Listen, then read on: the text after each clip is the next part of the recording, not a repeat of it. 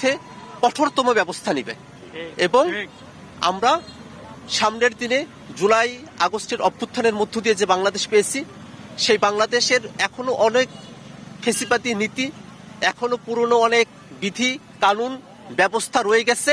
আমরা চাইবো আমাদের যে সংগ্রাম, ফেসিবাদী ব্যবস্থার বিলোপ এবং নতুন রাজনৈতিক বন্দোবস্ত, তার জন্য জাতীয় নাগরিক কমিটির যে সংগ্রাম চলছে, বৈষম্যবিরোধী ছাত্র আন্দোলনের যে সংগ্রাম চলছে, সারা দেশের মানুষের যে সংগ্রাম চলছে, এই সংগ্রামের ভিতর দিয়ে আমরা সত্যিকারের যে জুলাই অভ্যুত্থান পরবর্তী যে বৈষম্যমুক্ত বাংলাদেশ, তার প্রান্তে আমরা পৌঁছাতে পারবো।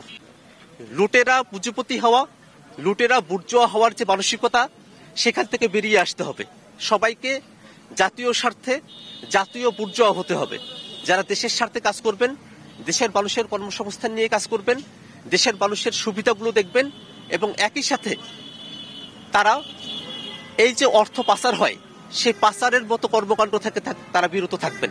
রাজনৈতিক মেরুকরণ আমরা দেখেছি, আমরা সেখানেই নতুন এক রাজনৈতিক দল, নতুন এক রাজনৈতিক শক্তির উল্লম্ফন হবে, এই আশাবাদ আমরা সেদিনই দেখেছি। এবং এই দীর্ঘ ৩-৪ মাসের পথ পরিক্রমায় বাংলাদেশের সর্বস্তরের জনতার সঙ্গে আমরা আশা করব সরকার যে